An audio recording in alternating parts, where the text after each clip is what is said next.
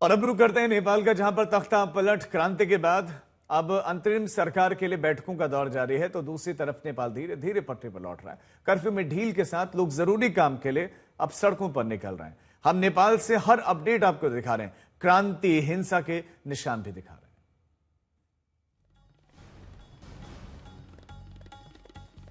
नेपाल में क्रांति के बाद अब अजीब सी शांति है। कर्फ्यू में ढील के बाद काठमांडू की सड़कों पर लोगों की चहल पहल शुरू हुई है, तो सेना का पहरा भी है। आपको नेपाल में सेना मुख्यालय से सबसे पहले ग्राउंड रिपोर्ट दिखाते हैं।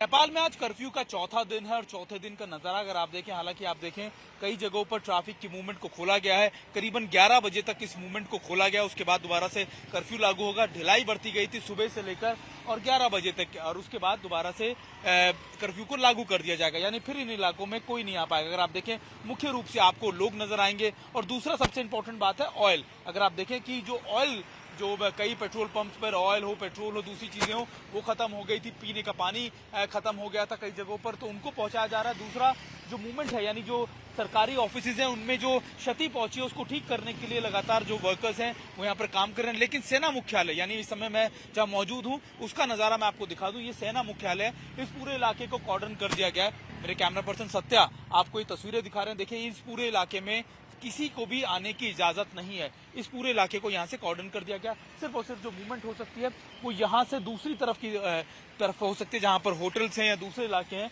यानी इन इलाकों को अभी कॉर्डन किया गया है। कई मीटिंगें जो हैं वो अब जो अंतरिम सरकार का जो चेहरा होंगी, सुशीला कार्की हो या कोई भी चेहरा हो, उसको लेकर बातचीत चल रही है। लेकिन इसी बीच इन इलाकों को पूरा कॉर्डन किया गया है। और इधर अगर आप देखें, आपने जो पिछले 2 से 3 दिनों से जो नजारा देखा होगा, सबसे ज्यादा जेंजी जो थे वो यहाँ मौजूद थे। अभी उनकी मौजूदगी नहीं है, वो इसलिए भी क्योंकि अभी कोई फौरी तौर पर कोई मीटिंग यहाँ नहीं हो रही है। लेकिन हाँ, सबसे ज्यादा मौजूदगी उनकी यहीं पर रहती थी। लेकिन अब ये भी खाली है, शांत है, तो निश्चित तौर पर जो सिचुएशन है उसको कंट्रोल में करने की कोशिश की जा रही है। और यही वजह है कि अगर आप देखें नेपाल आर्मी की मौजूदगी आपको बहुत ज्यादा नजर आती है, और वो इसलिए भी ताकि शांति बहाली जल्दी हो सके। बातचीत भी चल रही है, उसके साथ साथ सुरक्षा के भी इंतजाम पुख्ता किए जा रहे हैं। और ये इलाका आर्मी हेडक्वार्टर्स का इलाका है जहां पर मैं इस समय मौजूद हूं। और अभी अगर आप देखें तो लोग यहां से आना जाना कर रहे हैं। लोग अपने जो जरूरी साजो सामान है वो खरीदने के लिए बाहर निकल रहे हैं, या फिर आप कह सकते हैं कि जो अपने काम है वो पूरे कर रहे हैं। किसी को दवाइयों की जरूरत है, किसी को गाड़ियों में पेट्रोल या डीजल की जरूरत है, उसको लेकर लोग, क्योंकि डीजल और पेट्रोल की कमी भी बताई जा रही थी, एक मेजर कंसर्न था लोगों के अंदर। अब वो भी अब उसकी आपूर्ति भी की जा रही है, क्योंकि इसीलिए कर्फ्यू को में ढिलाई बरती गई थी। और ये आलम है यहाँ पर सेना मुख्यालय, पार्लियामेंट के आसपास का इलाकों का।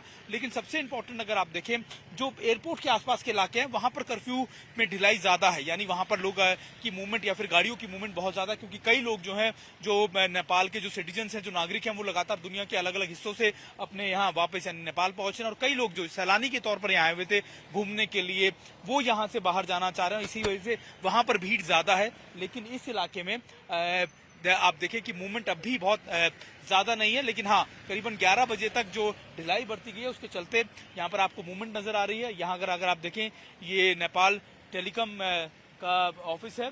और सबसे इंपॉर्टेंट बात ये मैं आपको बता रहा हूँ, पूरा इलाका सबसे ज्यादा प्रदर्शनकारियों की जद में आया था। लेकिन अभी यहाँ पर सुरक्षा के क्या इंतजाम है ये मैं आपको दिखाने की कोशिश कर रहा हूँ। और मेरे कैमरा पर्सन मौजूद है सत्या मेरे साथ, और हम आपको दिखा रहे हैं कि इस समय के ताजा हालात इस समय नेपाल में किस तरीके से बने हुए हैं। वीडियो जर्नलिस्ट सत्या के साथ सुमित चौधरी, काठमांडू।